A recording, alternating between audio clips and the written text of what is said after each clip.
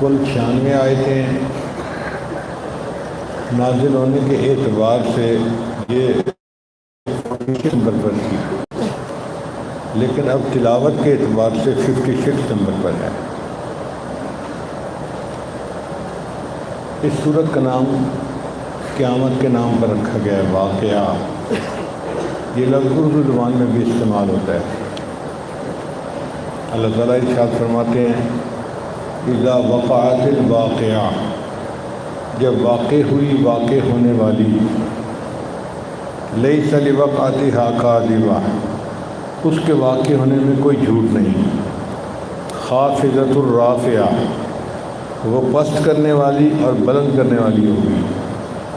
جو مجرم ہوں گے ان کو پست کرے گی، جو اللہ کے دشمن ہوں گے ان کو پست کرے گی، اور جو اللہ کے فرمانبردار ہوں گے یا اللہ کے دوست ہوں گے ان کو بلند کرے گی اور جنت پہنچائے گی۔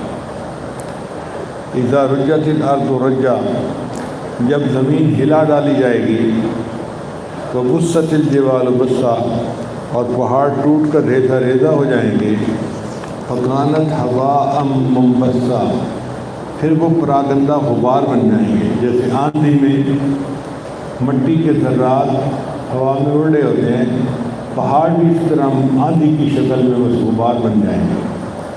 وَكُنْتُمْ أَزْوَاجًا ثَلَاثًا، اور تم لوگ 3 قسم کے ہو جاؤ گے۔ فَأَصْحَابُ الْمَيْمَنَةِ مَا أَصْحَابُ الْمَيْمَنَةِ، اور پھر دائیں والے کیا خوب ہیں دائیں والے۔ وَأَصْحَابُ الْمَشْأَمَةِ مَا أَصْحَابُ الْمَشْأَمَةِ، اور بائیں والے اور کیسے برے لوگ ہیں بائیں والے۔ یہاں پر ایک نقطہ یہ ہے کہ اصحاب الیمین جنتیوں کو کہا گیا، وجہ ان کو قیامت کے دن نام اعمال دائیں ہاتھ میں دیا جائے گا۔ دائیں ہاتھ میں ایک تو طاقت زیادہ ہوتی ہے، پھر نام اعمال دائیں ہاتھ میں دیا جائے گا، پھر قیامت کے دن ان کے ایمان کا نور یسعی بین ایدیہم و بایمانہم، ان کے سامنے اور ان کے دائیں طرف ہوگا، تو اس لیے دائیں طرف والوں کو جنتی بنایا جائے گا۔ اب اصحاب الیمین کے مقابلے میں اصحاب الشمال ہے، یہ وہ لوگ ہیں جو دنیا میں غفلت کی زندگی گزارتے رہے، ان کو نام اعمال بائیں ہاتھ میں دیا جائے گا اور ان کو جہنم میں بھیجا جائے گا۔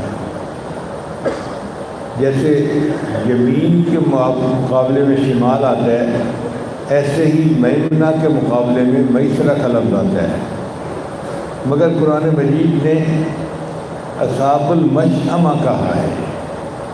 تو مفسرین نے نقطہ لکھا کہ مشأمہ شؤم سے ہے، بدبخت انسان کو کہتے ہیں۔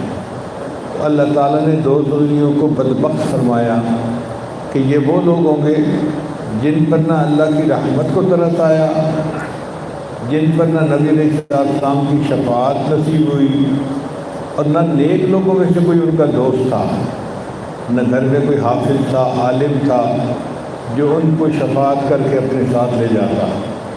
تو ایسا بندہ جس کا دنیا میں نیکوں سے کوئی دوستی ہی نہ ہو، تعلق ہی نہ ہو، اس کو قرآن نے کہا یہ تو بدبخت لوگ ہیں۔ وَأَصْحَابُ الْمَشْأَمَةِ مَا أَصْحَابُ الْمَشْأَمَةِ وَالسَّابِقُونَ السَّابِقُونَ، اور آگے والے تو آگے والے ہی ہیں۔ سابق کہتے ہیں آگے بڑھنے والے کو، جیسے سیدنا صدیق اکبر عنہ تھے، وہ آگے بڑھنے والے تھے۔ حضرت عمر عنہ سے اللہ کے راستے میں خرچ کرنے میں آگے نکل گئے۔ ایک دفعہ نبی علیہ السلام نے پوچھا آج کون ہے جس نے روزہ رکھا ہے؟ تو وہ صدیق نے کہا میں۔ آج کون ہے جس نے صدقہ دیا ہے؟ عرض کیا میں۔ آج کون ہے جس نے جنازہ پڑھا ہے؟ میں نے پڑھا ہے۔ آج کون ہے جس نے فلاں نیکی کی ہے؟ تو سب صحابہ میں سے صدیق اکبر عنہ تھے، ہر بات پہ کہتے رہے کہ میں نے یہ کام بھی کیا ہے، یہ بھی کیا ہے، یہ بھی کیا ہے، یہ بھی کیا ہے۔ تو نبی علیہ السلام نے فرمایا کہ ابو بکر ان لوگوں میں سے ہے کہ جب یہ جنت کے قریب جائے گا تو 6 کے 6 دروازے اس کو بلائیں گے کہ ہمارے ذریعے اندر داخل ہوگا۔ یہ سابق لوگ ہیں جو اتنی نیکی کرتے ہیں کہ جنت ان کی مشتاق ہوتی ہے۔ منزل کی طرف جانے کے لیے 5 الفاظ استعمال ہوئے ہیں قرآن مجید میں۔ چنانچہ جہاں رزق کمانے کا تذکرہ آیا وہاں اللہ نے فرمایا فمشو، چلو۔ آہستہ چلنا اس کو مشی کہتے ہیں۔ وَإِنْ أَتَانِي يَمْشِي أَتَيْتُهُ هَرْوَلًا، اگر کوئی بندہ چل کے میری طرف آتا ہے تو میری رحمت اس کی طرف دوڑ کے جاتی ہے۔ اب ہرولہ کا دوسرا مقابل کا لفظ ہے فَسْعَوْا۔ نماز کے لیے جب اللہ نے بلایا تو اللہ فرماتے ہیں فَسْعَوْا إِلَىٰ ذِكْرِ اللَّهِ وَذَرُوا الْبَيْعَ، تیز چل کے مسجد کی طرف آؤ۔ پھر جب جنت کی طرف اللہ نے بلایا تو فرمایا سارعوا کہتے ہیں کہ اتنا تیز چلنا کہ گمان ہو کہ یہ تو بھاگ ہی رہا ہے۔ جیسے حدیث پاک میں آتے ہیں نا کہ نبی علیہ السلام اتنا تیز چلتے تھے کہ یوں لگتا تھا کہ اونچائی سے نیچے کی طرف جا رہے ہیں۔ اس کو کہتے ہیں برسک واک۔ تو نبی علیہ السلام کے چلنے کا طریقہ یہ تھا، اس کو کہا گیا سارعوا۔ تو جنت کی طرف جانے کا جب مسئلہ آیا تو فرمایا سارعوا۔ پھر اللہ کی مغفرت کی طلب کے لیے جب جانے کا موقع آیا تو فرمایا کہ سابقوا الی مغفرۃ من ربکم۔ اور جب اللہ کی طرف جانے کا موقع آیا تو قرآن مجید نے کہا ففروا الی اللہ، اللہ کی طرف فرار اختیار کرو۔ اور فرار اختیار کرنے کا مطلب یہ ہوتا ہے کہ کوئی جانور بندھا ہوا ہے، جیسے ہی چھوٹتا ہے تو ایسے بھاگتا ہے کہ اس کو مالک پکڑ ہی نہ سکے، قابو ہی نہیں آتا۔ اے میرے بندو، تم بھی دنیا میں جھگڑے ہوئے، نفس اور شیطان نے تمہیں جھگڑا ہوا ہے، اب تم اپنی جان چھڑا کے بھاگو اللہ کی طرف۔ ففروا الی اللہ، فرار اختیار کرو اللہ کی طرف۔ اور یہ جو سابقون ہوں گے یہ اللہ سے محبت کرنے والے اور اللہ کے دین کے اوپر زندگیاں لگانے والے لوگ ہوں گے۔ اولئک المقربون، یہ اللہ کے مقرب بندے ہوں گے۔ جب انسان دین کا کام کرتا ہے، عبادت زیادہ کرتا ہے تو وہ اللہ کا مقرب بن جاتا ہے۔ حدیث مبارکہ میں ہے، نبی اسلام نے فرمایا، یہ حدیث قدسی ہے، اللہ فرماتے ہیں یتقرب الی عبدی بالنوافل، میرا بندہ نفلی کام کے ذریعے سے میرا قرب اختیار کرتا ہے، حتیٰ احبہ، حتیٰ کہ میں اس بندے سے محبت کرنے لگ جاتا ہوں۔ تو یہ مقرب بندے وہ ہیں جو اللہ کے محبوب ہوتے ہیں، اللہ ان سے محبت کرتے ہیں۔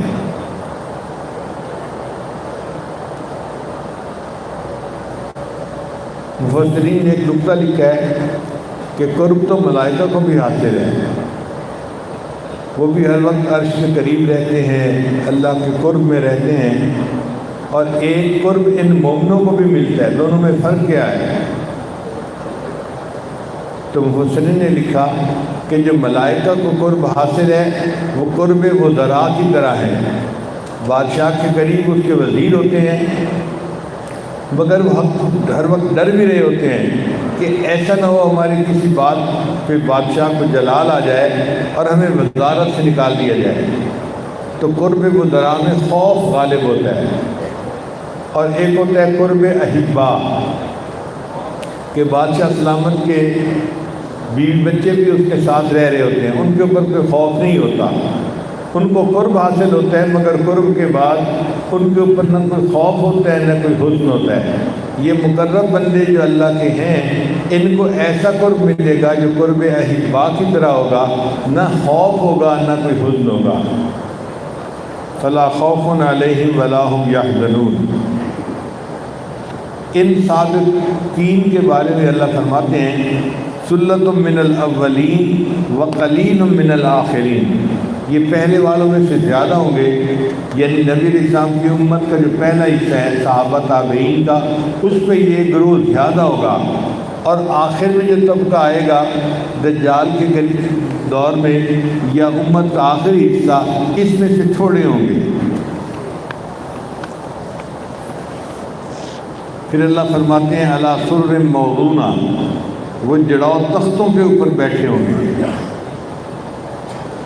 بیٹھ تو انسان زمین پہ بھی سکتا ہے نیچے، مگر جو بادشاہ ہوتے ہیں ان کو زمین پہ نہیں بٹھایا جاتا، ان کے لیے تخت بنائے جاتے ہیں۔ تو یہ جنتی بھی اللہ کے نزدیک بادشاہوں کی مانند ہیں، تو اللہ ان کے لیے جنت میں تخت بنائیں گے۔ ہر بندہ اس طرح تخت پر بیٹھا ہوگا جیسے وہ بادشاہ ہے۔ متکئین علیہا متقابلین، اور تکیے لگا کے آمنے سامنے بیٹھے ہوں گے۔ کئی دفعہ لوگ بیٹھتے ہیں قریب قریب مگر ایک دوسرے کی طرف التفات نہیں ہوتا، ایک کا رخ دائیں ہوتا ہے چہرہ اور دوسرے کا بائیں ہوتا ہے، اور اپنے اپنے کام میں لگے ہوتے ہیں، ایک دوسرے سے غرض بھی نہیں ہوتی۔ اللہ فرماتے ہیں نہیں، یہ جنت وہ جگہ ہے جہاں پہ آمنے سامنے بیٹھے ہوں گے اور ایک دوسرے کے ساتھ بات چیت بھی کر رہے ہوں گے۔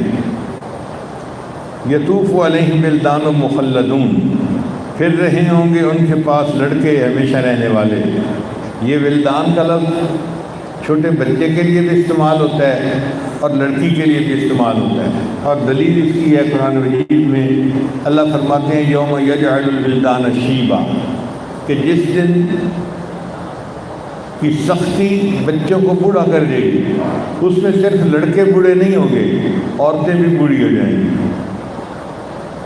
تو عین ممکن ہے کہ اللہ تعالیٰ جنتی مردوں کے لیے چھوٹی عمر کے لڑکے پسند فرمائیں اور جنتی عورتوں کے لیے چھوٹی عمر کی لڑکیوں کو پسند فرمائیں۔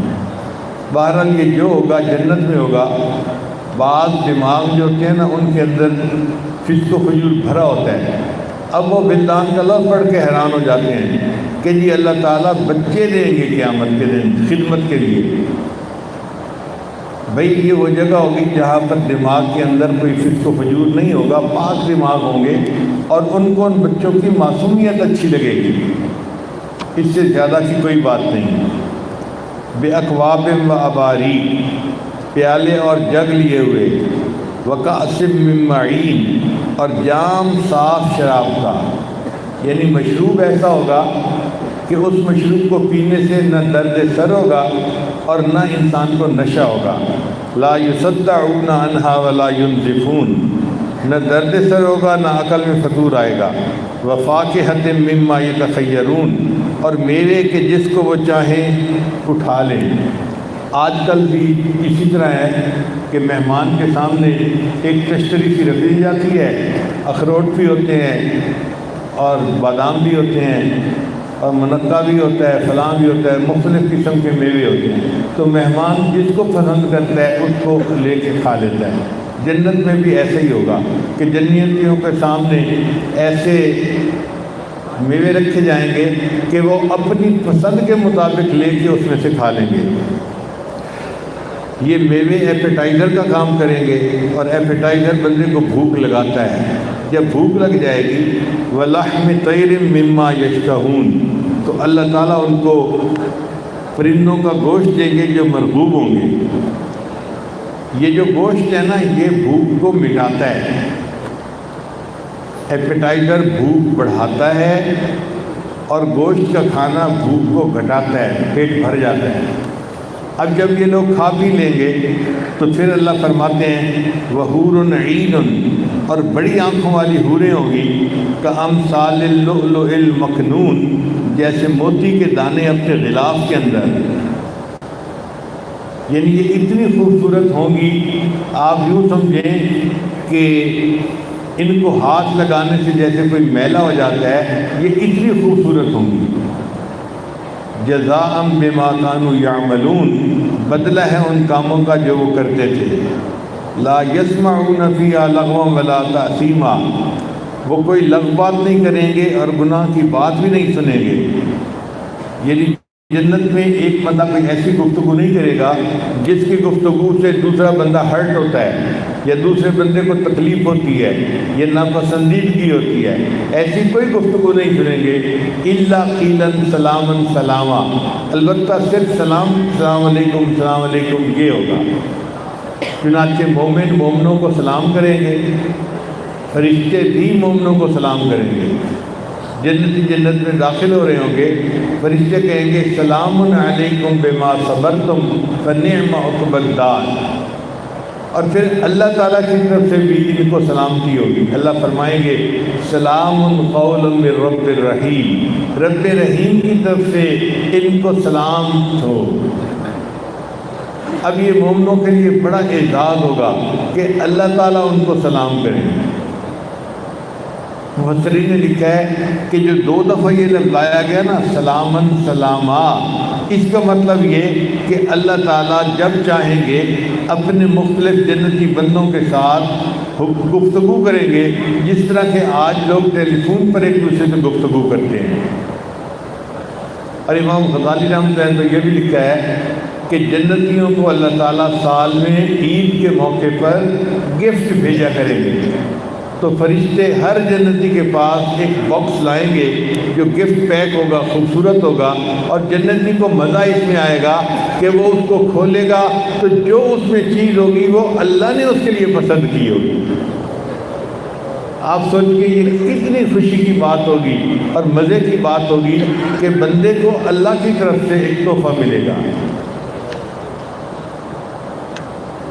اللہ تعالیٰ فرماتے ہیں وَأَصْحَابُ الْيَمِينِ مَا أَصْحَابُ الْيَمِينِ، اور دائیں والے کیا خوب ہیں دائیں ہاتھ والے، فی سدر مخضود، وہ بیری کے درختوں میں ہوں گے جن میں کانٹا نہیں ہوگا، وَطَلْحٍ مَنْضُودٍ، اور کیلے جو تہ بتہ ہوں گے، وَظِلٍّ مَمْدُودٍ، اور پھیلے ہوئے سائے ہوں گے۔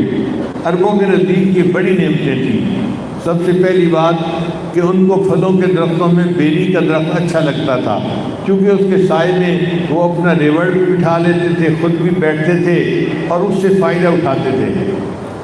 پھر وہ بیری کا پھل بھی کھایا کرتے تھے، اور بیری کا درخت کیونکہ اکثر جگہ خود بخود اگاتا ہے، تو ان کے لیے بیری کا درخت ایک بڑی نعمت ہوتی تھی، جس کے ذریعے سے وہ کڑکتی دھوپ سے بچ جاتے تھے۔ اور دوسرا درخت اللہ نے اس کا ذکر کیا کیلے کا جو تہ بتہ ہوتا ہے۔ ایک درخت کا تذکرہ کیا جس کے پتے فائدے مند ہوتے ہیں، چنانچہ بیری کے پتے پانی میں ڈال کے اس پانی سے لوگ غسل کیا کرتے تھے، مردوں کو بھی غسل دیا جاتا تھا۔ آج بھی فقہ کی کتابیں آپ پڑھیں تو اس میں لکھا ہوگا کہ میت کے لیے پانی گرم کریں تو اس میں بیری کے پتے ڈال دیے جائیں۔ تو اللہ فرماتے ہیں کہ ان کو بیری کے درخت ملیں گے اور ایسے ہوں گے جس میں کانٹا نہیں ہوگا۔ حدیث پاک میں آتا ہے کہ ایک دیہاتی آدمی نبی اسلام کی خدمت میں آیا، اے اللہ کے حبیب صلی اللہ علیہ وسلم، جنت میں کوئی ایسی چیز بھی ہو سکتی ہے جو بندے کو تکلیف پہنچائے؟ نبی اسلام سے فرمایا نہیں۔ اس نے کہا پھر جنت میں بیری کا کیوں تذکرہ ہے؟ بیری کے تو کانٹے ہوتے ہیں جو پھل توڑنے والے کو چبھ جاتے ہیں۔ تو نبی اسلام نے فرمایا کہ جنت میں جو بیری ہوگی اس کے کانٹے نہیں ہوں گے، لہذا وہ اپنے پھل توڑنے والے بندے کو نقصان نہیں پہنچائے گی۔ اور اللہ کی شان دیکھیے، آج کے دور میں لوگوں نے ایسے گلاب کے پھول بنا لیے ہیں جن کے اوپر کانٹے نہیں ہوتے۔ تو اگر دنیا میں گلاب کے پھول ایسے بن گئے ہیں جن پر کانٹے نہیں ہوتے، تو جنت میں بیری کا ایسا درخت بن جانا کون سا کوئی محال کام ہے؟ تو اللہ فرماتے ہیں کہ وہ بیری کے درختوں میں ہوں گے اور کیلے تہ بتہ ہوں گے، اور پھر پھیلا ہوا سایہ ہوگا۔ دھوپ میں کام کرنے والوں کو پھیلا ہوا سایہ کا لفظ سن کے بھی خوشی ہو جاتی ہے کہ کوئی تو ایسی جگہ ہوگی جہاں دھوپ کی شدت نہیں ہوگی۔ وَمَاءٍ مَّسْكُوبٍ، اور بہتا ہوا پانی ہوگا۔ عربوں میں چونکہ کنویں سے پانی لا کے اس سے گھر کے کام کیے جاتے تھے اور نہایا جاتا تھا، تو نہانے کے لیے 2-4 ڈول پانی کے ہوا کرتے تھے۔ گرمی کے موسم میں 2-4 ڈول پانی کے ساتھ نہائیں تو طبیعت سیراب نہیں ہوتی، دل چاہتا ہے کہ کھلا پانی ہو جس کو استعمال کیا جائے۔ اس کے لیے آج کل ہمارے گھروں میں جو شاور لگی ہوتی ہیں وہ بہترین مثال ہے، جن لوگوں کو اللہ نے یہ نعمت دی ہے وہ آرام سے گرمی کے موسم میں شاور کھول کے نیچے بیٹھ جاتے ہیں اور جتنی دیر چاہے نیچے بیٹھ کے پانی کو انجوائے کرتے ہیں۔ تو عربوں کو یہ جب کہا جاتا کہ وہاں تو بہتا ہوا پانی ہوگا تو وہ بڑے خوش ہوا کرتے تھے کہ کتنی اعلیٰ جگہ ہوگی جہاں پہ وافر پانی ملے گا۔ اللہ فرماتے ہیں کہ پھیلا ہوا سایہ ملے گا، وہ ماء مسکوب اور بہتا ہوا پانی ملے گا، وہ فاکہۃ کثیرہ اور کثرت کے ساتھ میوے ہوں گے۔ یہاں پر میوے کی مٹھاس اور اس کی کوالٹی کا تذکرہ نہیں کیا گیا، صرف یہ کہا گیا کہ مختلف قسم کے میوے ہوں گے۔ مفسرین نے لکھا وجہ یہ تھی کہ جب بتا دیا کہ یہ جنت کے پھل ہوں گے تو مزید کہنے کی ضرورت ہی نہیں کہ ان کی کوالٹی کیسی ہوگی، بس کثرت بتانا تھا کہ اتنی اچھی کوالٹی کے پھل کثیر تعداد میں وہاں پر جنتیوں کو حاصل ہوں گے۔ لا مقطوعۃ ولا ممنوعہ، نہ وہ ختم ہوں گے نہ کوئی روک ٹوک ہوگی۔ مقطوعہ کہتے ہیں کہ پھل کے لیے ایک ایسا موسم آتا ہے کہ پھل اگنا ہی ختم ہو جاتا ہے، جیسے آم گرمیوں کے موسم میں ہوتے ہیں سردیوں میں نہیں ہوتے، اور کنو سردیوں میں ہوتے ہیں گرمیوں میں نہیں ہوتے۔ یہ مقطوع ہو جاتے ہیں جب موسم بدل جاتا ہے۔ جنت میں چونکہ ایک جیسا موسم رہے گا ہمیشہ، لہذا جنت کے پھل مقطوع نہیں ہوں گے۔ یہ نہیں ہوگا کہ اب لگ گئے اور اب موسم بدل گیا تو پھل ختم ہو گئے، وہ ہمیشہ ہی لگے رہیں گے۔ اور کئی مرتبہ پھل تو لگے ہوتے ہیں مگر مالک کی طرف سے ان کو توڑنے کی، ہاتھ لگانے کی اجازت نہیں ہوتی، تو دنیا میں تو اس لیے منع کر دیتے ہیں کہ مالک کو ڈر ہوتا ہے میرے پاس محدود پھل ہیں، اگر توڑ لیے گئے تو یہ میرے اپنے کام نہیں آئیں گے۔ لیکن جنت کے پھلوں کا مالک اللہ ہے، اور اللہ کو اپنے خزانوں میں کمی کا کوئی ڈر نہیں، اس لیے اللہ نے فرمایا میرے بندو نہ یہ پھل مقطوع ہوں گے اور نہ اس میں ممنوع ہیں کہ تم ان کو توڑ کے کھا نہیں سکتے۔ جب کوئی جنتی جہاں چاہے گا جس پھل کو چاہے گا توڑ کے کھائے گا، اور جب وہ پھل کو توڑ کے کھائے گا اس کی جگہ پھر ایک دوسرا پھل لگ جائے گا۔ تو یہ ایسے پھل ہوں گے جو نہ مقطوع ہوں گے اور نہ ممنوع ہوں گے۔ وہ فرش مرفوعہ، اور ان کے اونچے بچھونے ہوں گے، اونچے پلنگ ملے ہوئے ہوں گے۔ انا انشأناہن انشاء، اللہ فرماتے ہیں ہم نے ان کی بیویوں کو خاص بنا دیا، یعنی دنیا میں تھیں تو بوڑھی تھیں، کمزور تھیں، بیمار تھیں، لیکن جب یہ عورتیں جنت میں داخل ہوں گی تو جوان العمر ہوں گی، خوبصورت ہوں گی، اور اللہ تعالیٰ ان کو ہر بیماری سے شفا دے دیں گے۔ فجعلناہن ابکارا، لہذا جنت میں جانے والی ہر عورت جو ہے وہ پھر کنواری بنا دی جائے گی۔ عرباً اترابا، دل ربا ہوگی اور اپنے خاوند کے ہم عمر ہوگی۔ لاصحاب الیمین، دائیں ہاتھ والوں کے لیے۔ اللہ فرماتے ہیں یہ اصحاب الیمین وہ ہیں سلۃ من الاولین، ان کا ایک بڑا گروہ پہلے والوں میں سے ہوگا، وہ سلۃ من الآخرین، اور آخر کی امت کے حصے میں بھی یہ بہت زیادہ ہوگی۔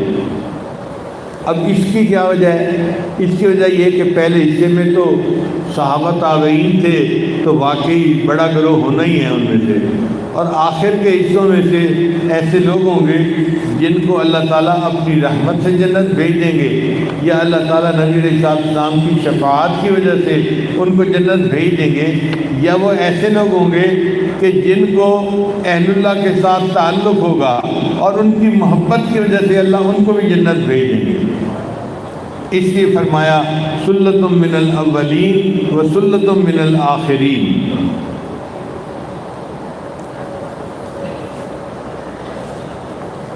اصحاب الشمال ما اصحاب الشمال، اور بائیں ہاتھ والے اور کیسے برے ہیں بائیں ہاتھ والے۔ فی سموم و حمیم، وہ آگ میں ہوں گے اور کھولتے ہوئے پانی میں ہوں گے۔ سموم کہتے ہیں ایسی آگ جو زہر کی طرح بندے کے جسم کے اندر گھستی ہو، کیونکہ سم جو ہے وہ زہر کو کہتے ہیں۔ تو ایسی آگ جو بندے کے جسم کے اندر چبھ رہی ہو اور پھر کھولتے ہوئے پانی کے ساتھ ہوگا، پسینہ جو ان کو آئے گا۔ وَظِلٍّ مِّن يَحْمُومٍ، بندے کو جب پیاس لگتی ہے اور پسینہ آتا ہے تو وہ پھر سائے کی تلاش کرتا ہے، کہیں سایہ ملے۔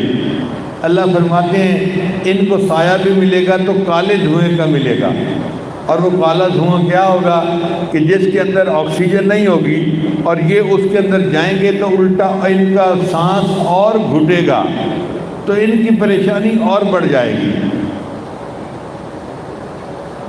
لا بارد ولا کریم، نہ وہ ٹھنڈا ہوگا نہ عزت کا۔ انہم کانوا قبل ذالک مترفین، اللہ فرماتے ہیں یہ وہ لوگ ہیں کہ دنیا میں بڑے خوشحال تھے، امیر تھے، من پسند کے کھانے کھاتے تھے، اچھی زندگی گزارتے تھے، اور پھر کہتے تھے کہ قیامت کب آنی ہے ہمیں کیا پتہ، آخرت کو جھٹلاتے تھے۔ وہ جو قیامت کے دن کو جھٹلانے والے لوگ ہیں، اللہ فرماتے ہیں کہ یہ دنیا میں بڑے خوشحال تھے اور یہ بھاری گناہ پر اصرار کیا کرتے تھے۔ وَكَانُوا يَقُولُونَ، اور وہ کہتے تھے اَإِذَا مِتْنَا وَكُنَّا تُرَابًا، جب ہم مر جائیں گے اور ہم مٹی اور ہڈیاں ہو جائیں گے تو کیا دوبارہ ہم کو کھڑا کر دیا جائے گا؟ أَإِنَّا لَمَبْعُوثُونَ، اللہ فرما آباؤنا الاولون، اور کیا ہمارے باپ دادا کو بھی دوبارہ زندہ کیا جائے گا؟ اللہ فرماتے ہیں جواب میں قل ان الاولین والآخرین، کہہ دیجئے کہ اگلے اور پچھلے سب لمجموعون، ان کو جمع کیا جائے گا الی میقات یوم معلوم، ایک مقرر دن کے وقت پر۔ ثم انکم ایھا الضالون المکذبون، یہاں سے ذرا کلام کا اندازہ لگائیے کہ اللہ تعالیٰ کتنی سختی سے جواب دے رہے ہیں اصحاب الشمال کو۔ فرماتے ہیں پھر اے بہکے ہوئے گمراہ اور جھوٹے لوگوں، لآکلون من شجر من زقوم، تمہیں زقوم کے درخت میں سے کھاؤ گے، فمالئون منہ البطون، پھر اس سے اپنا پیٹ بھرو گے۔ زقوم کا درخت کانٹے والا بھی ہوتا ہے، پودا جو ہوتا ہے، اور اس کو کڑواہٹ نہیں ہوتی ہے کہ کوئی بندہ آج اگر چکھے تو شاید 3 دن تک اس کی کڑواہٹ زائل نہیں ہوگی، اتنا کڑوا بھی اور اتنا کانٹے والا بھی، مگر چونکہ بھوک لگی ہوگی جہنمی کو تو اس کو وہ کھائے گا۔ جب وہ کھائے گا تو وہ زقوم اس کے گلے میں جا کے اٹک جائے گا، نہ نگلتے بنے گی نہ اگلتے بنے گی۔ تو پھر وہ کہے گا کہ جی مجھے پینے کو پانی دو، پھر اس کو کھولتا ہوا پینے کا پانی دیا جائے گا، ایسا کھولتا ہوا ہوگا کہ جب وہ پیے گا اس کی آنتیں کٹ کے جسم سے باہر نکل جائیں گی۔ پھر اللہ تعالیٰ اس جہنمی کی صحت کو ٹھیک کر دیں گے اور دوبارہ پھر اس کو بھوک لگے گی، پیاس لگے گی، اور اس کے ساتھ یہی کارروائی ہوتی رہے گی۔ اللہ فرماتے ہیں کہ ہم ان کی جلدوں کو ٹھیک کر دیں تاکہ ہم ان کو اور زیادہ عذاب دے سکیں۔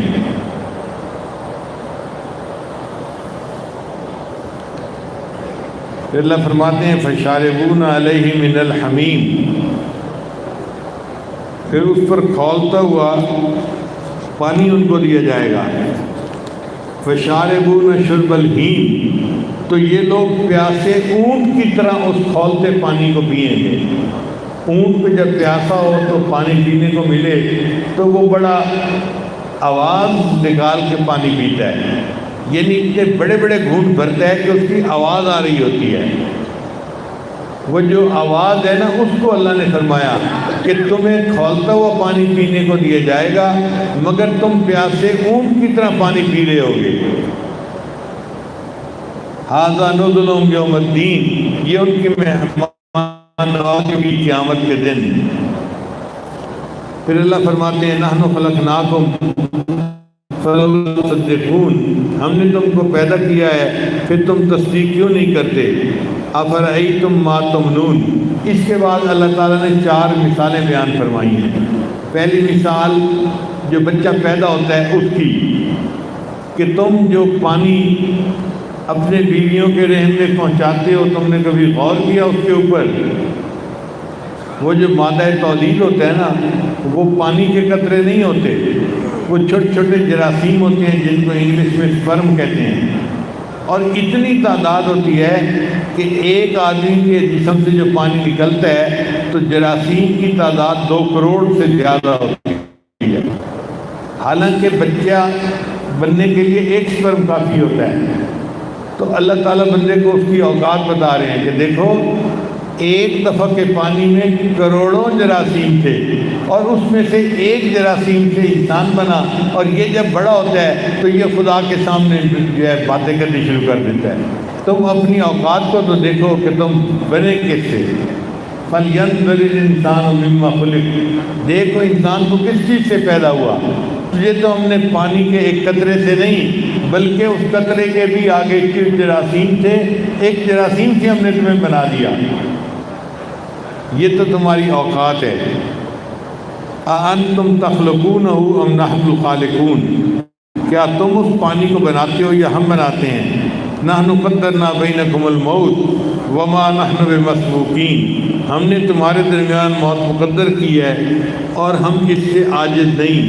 أَلَا أَن نُبَدِّلَ أَمْثَالَكُمْ وَنُنْشِئَكُمْ فِي مَا لَا تَعْلَمُونَ، کہ تمہاری جگہ تمہارے جیسے پیدا کر دیں اور تم کو ایسی صورت میں بنا دیں کہ جس کا تم کو علم ہی نہ ہو۔ وَلَقَدْ عَلِمْتُمُ النَّشْأَةَ الْأُولَىٰ فَلَوْلَا تَذَكَّرُونَ، اور تم پہلی پیدائش کو جانتے ہو پھر کیوں سبق نہیں لیتے؟ جو اللہ پہلی مرتبہ انسان کو پیدا کرنے کی قدرت رکھتا ہے، پھر اس مرنے والے انسان کو دوبارہ زندہ کرنا تو اتنا مشکل کام نہیں ہے۔ پھر فرمایا أَفَرَأَيْتُم مَّا تَحْرُثُونَ، کیا تم نے غور کیا اس چیز پر تم بوتے ہو؟ جب انسان زمین کے اندر بیج ڈالتا ہے تو بیج کو زمین میں سے اللہ نکالتا ہے۔ اگر زمین کے اندر بیج پڑا رہے تو کئی مرتبہ بیج گل سڑ جاتا ہے اور فصلیں نہیں اگتی۔ تو اللہ فرماتے ہیں أَأَنْتُمْ تَزْرَعُونَهُ أَمْ نَحْنُ الزَّارِعُونَ، کیا تم اس کو اگاتے ہو یا ہم ہیں اس کو اگانے والے؟ لَوْ نَشَاءُ لَجَعَلْنَاهُ حُطَامًا، اگر ہم چاہتے تو ہم اس بیج کو ریزہ ریزہ کر دیتے۔ فَظَلْتُمْ تَفَكَّهُونَ، پھر تم باتیں بناتے رہ جاتے۔ إِنَّا لَمُغْرَمُونَ، ہمیں تو تاوان پڑ گیا، چٹی پڑ گئی، بیج ہی ختم ہو گیا۔ بل نحن محرومون، ہمیں تو بالکل محروم کر دیا گیا۔ أَفَرَأَيْتُمُ الْمَاءَ الَّذِي تَشْرَبُونَ، اللہ فرماتے ہیں کیا تم نے غور کیا اس پانی پر جو تم پیتے ہو؟ أَأَنْتُمْ أَنزَلْتُمُوهُ مِنَ الْمُزْنِ أَمْ نَحْنُ الْمُنزِلُونَ، کیا تم نے اس کو بادل سے اتارا ہے یا ہم اتارتے ہیں؟ لَوْ نَشَاءُ جَعَلْنَاهُ أُجَاجًا فَلَوْلَا تَشْكُرُونَ، اگر ہم چاہیں تو ہم اس پانی کو سخت کھاری بنا دیں، پھر تو شکر کیوں نہیں ادا کرتے؟ یعنی اللہ نے پانی میٹھا اتارا بادلوں سے، اگر اللہ کھاری پانی اتار دیتے نہ تمہارے پینے کے کام آتا نہ تمہاری فصلوں کے کام آتا، تمہارے لیے زندگی گزارنی مشکل ہو جاتی۔ تو جس اللہ نے پینے کے لیے اتنا ٹھنڈا پانی تمہیں دیا، تم اس اللہ کا کیوں نہیں شکر ادا کرتے؟ اور دوسری مثال اللہ نے پانی کے بعد آگ کی لی، کیونکہ آگ کی وجہ سے انسان کے کھانے بنتے ہیں، آگ کی وجہ سے انسان چیزوں کو پکا کے کھانے کے قابل ہوتا ہے۔ اور اگر گھر میں چولہا ٹھنڈا ہو جائے تو چیزیں موجود ہونے کے باوجود بھی انسان کچھ نہیں بنا سکتا، چاول پڑے ہیں پلاؤ نہیں بنا سکتا، گوشت پڑا ہے اس کو پکا کے نہیں کھا سکتا، اس لیے کہ آگ موجود نہیں ہے۔ اللہ فرماتے ہیں یہ جو آگ ہے اس کے درخت کو تم نے پیدا کیا یا اللہ نے پیدا کیا؟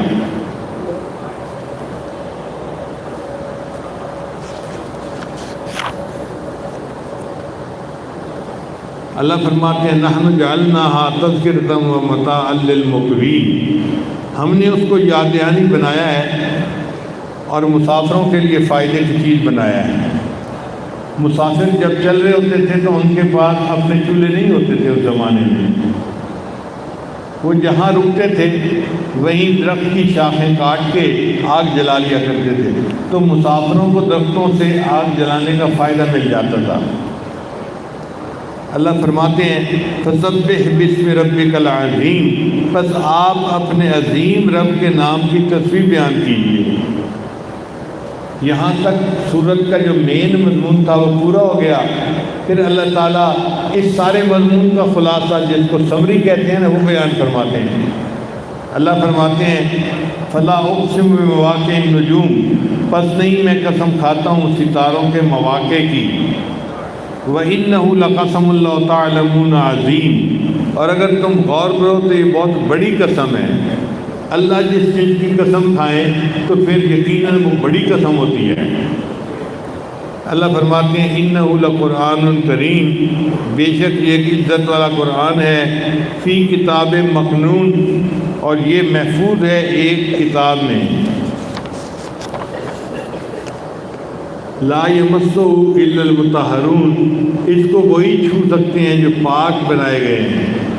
ایک تفسیر تو یہ ہے کہ قرآن لوح محفوظ میں موجود ہے اور صرف فرشتے اس کو ہاتھ لگا سکتے ہیں جو کہ پاک ہوتے ہیں، اور ایک اور اس کی تشریح یہ ہے کہ نہیں، یہ قرآن دنیا میں جو اللہ نے نازل کیا اس کو ہاتھ لگانے والے کو پاک ہونا چاہیے، چنانچہ جنبی آدمی جس کو غسل کی حاجت ہوتی ہے وہ قرآن مجید کو ہاتھ نہیں لگا سکتا،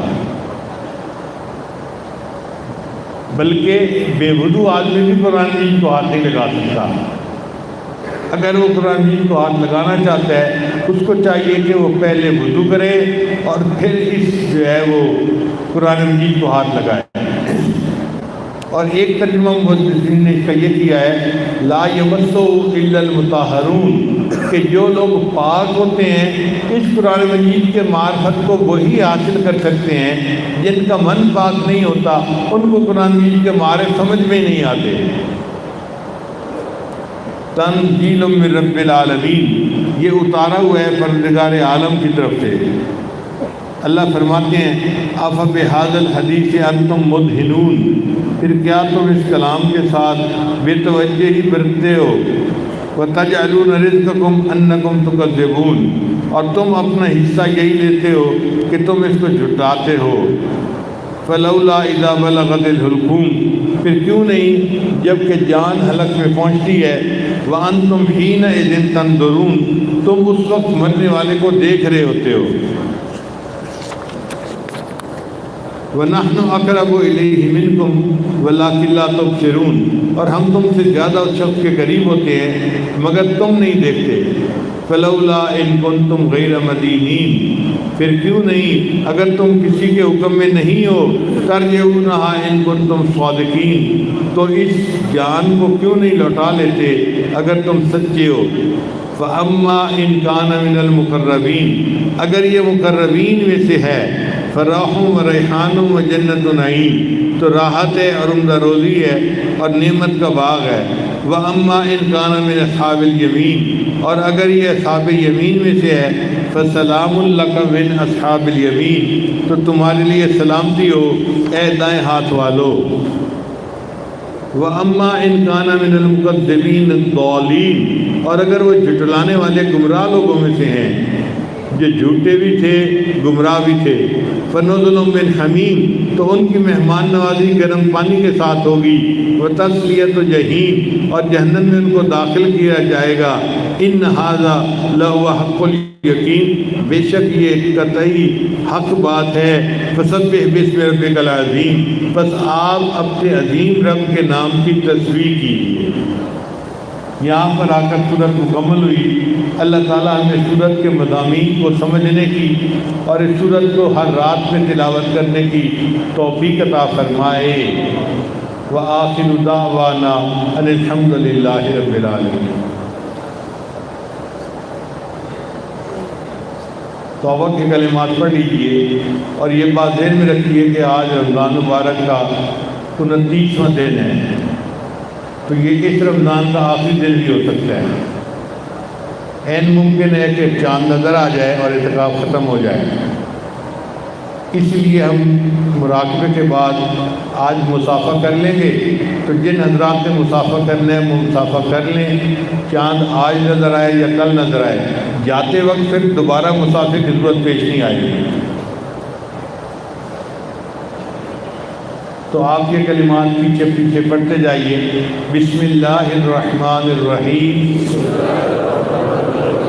لا الہ الا اللہ محمد الرسول اللہ آمنت باللہ وملائکتہ وکتبہ ورسلہ والیوم الآخر والقدر خیرہ وشرہ من اللہ تعالی والبعث بعد الموت آمنت باللہ كما هو بأسمائه وصفاته وقبلت جميع أحكامه إقرار باللسان وتصديق بالقلب أشهد أن لا إله إلا الله وأشهد أن محمدًا عبده ورسوله استغفر الله ربي من كل ذنب وأتوب إليه برحمتك یا ارحم الراحمین۔ ان کلمات کو پڑھنے سے ہم تو بتائے ہو چکے ہیں، چند معمولات ہیں جن کو باقاعدگی سے کریں گے تو اللہ تعالیٰ دل کو منور کریں گے۔ ان میں پہلی چیز ہے 100 مرتبہ استغفار صبح شام پڑھنا، دوسرا عمل ہے 100 مرتبہ درود شریف صبح شام پڑھنا، تیسرا عمل قرآن مجید کی تلاوت روزانہ کرنا، چوتھا عمل چلتے پھرتے ہر وقت دل میں اللہ کو یاد کرنا، اور پانچواں عمل کہ صبح شام مراقبہ کرنا 20 منٹ آدھا گھنٹہ۔ یہ 5 اعمال اگر ہم کریں گے ہمارے دل میں اللہ کی محبت بڑھے گی اور ہم اس کا خود جو ہے وہ حرارت محسوس کریں گے۔ چنانچہ تھوڑی دیر کے لیے سب حضرات مراقب ہو جائیں گے۔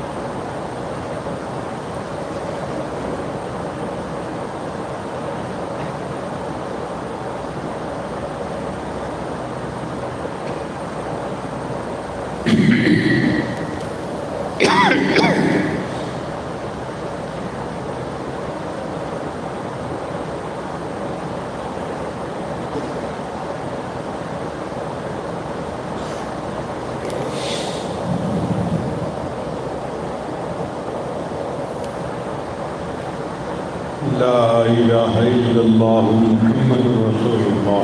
دعا کر لیجیے۔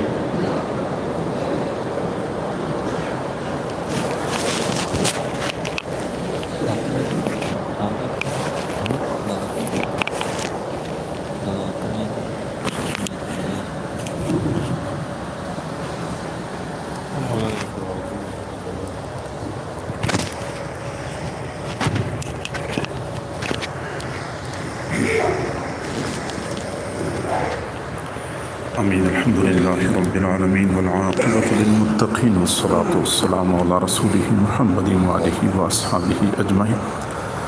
اے کریم پروردگار، ہم تیرے عاجز و مسکین بندے ہیں، تیرے سامنے دست بدعا ہیں۔ اللہ ہماری مسکنت پہ ترس کھا لیجئے، ہماری عاجزی پہ رحم فرما لیجئے۔ اللہ ہمارے گناہوں کو معاف فرما، ہماری خطاؤں کو معاف فرما۔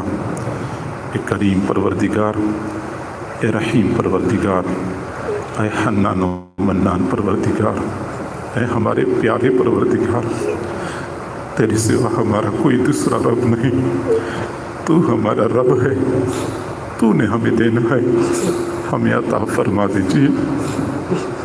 کریم اللہ، اتنے دنوں سے تیرے در پہ آئے بیٹھے، وہ لمحات گزرتے جا رہے ہیں، منہ کا ہاتھ سے نکلتا جا رہا ہے۔ کریم اللہ، ان آخری لمحات میں ہماری اوپر ترس کھا لیجیے، ہماری بے کسی کو دیکھ لیجیے، ہماری بے چارگی کو دیکھ لیجیے۔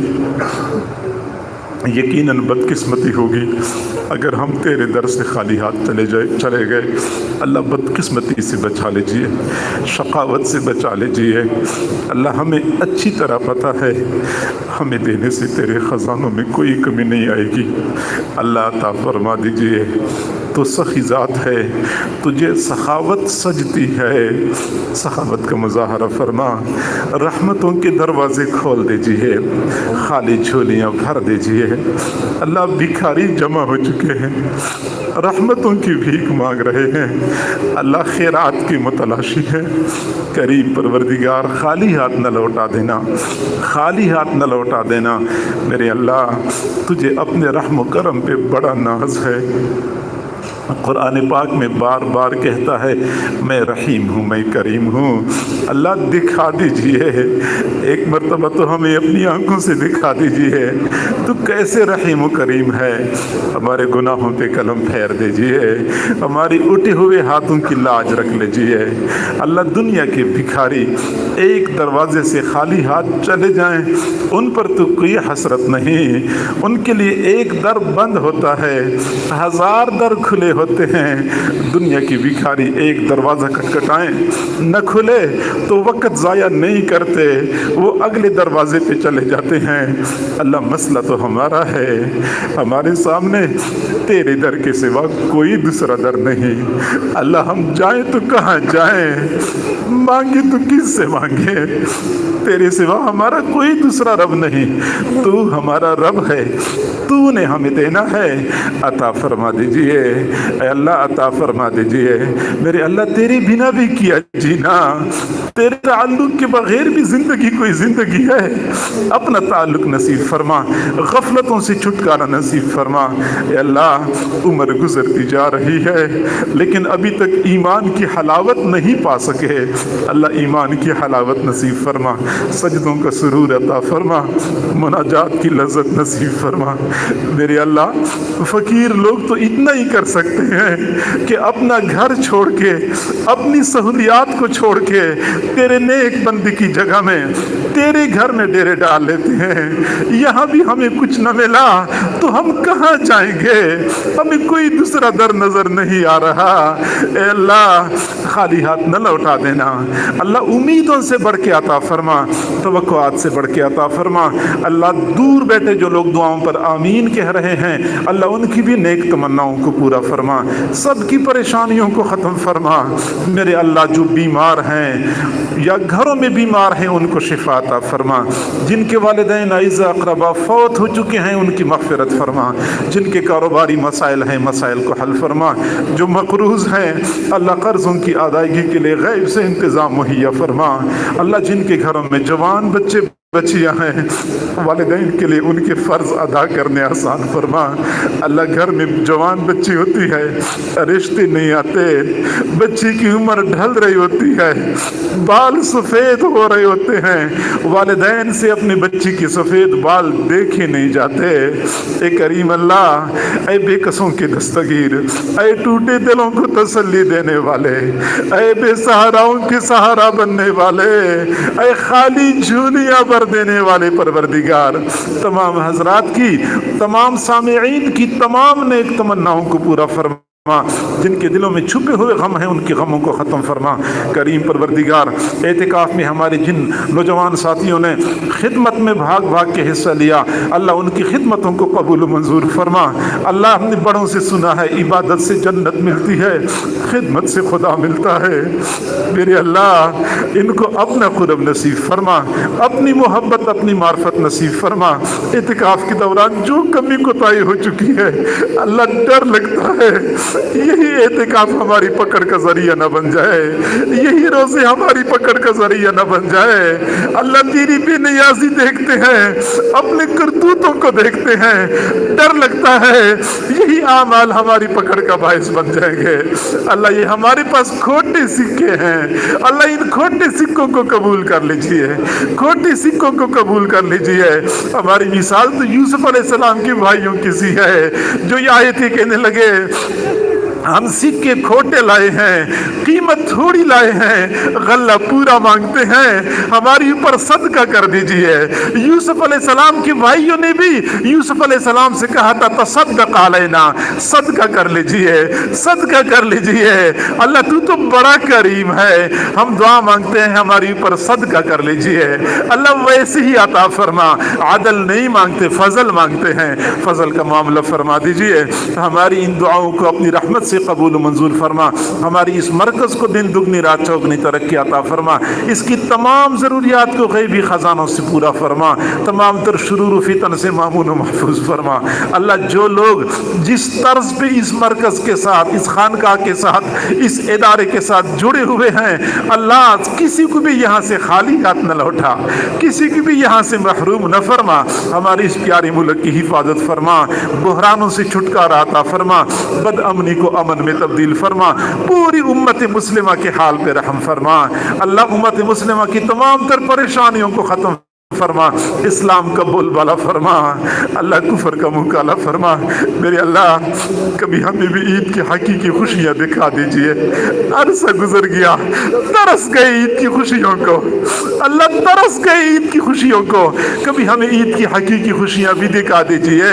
اللہ عزت عطا فرما پوری امت کو، عظمت نصیب فرما، اللہ وہ مقام عطا فرما جو تو نے ہمارے سلف صالحین کو دیا تھا، ہماری کمی کوتاہیوں کو معاف فرما۔ وصلی اللہ تعالی علی خیر خلقہ محمد وآلہ واصحابہ اجمعین برحمتک یا ارحم الراحمین۔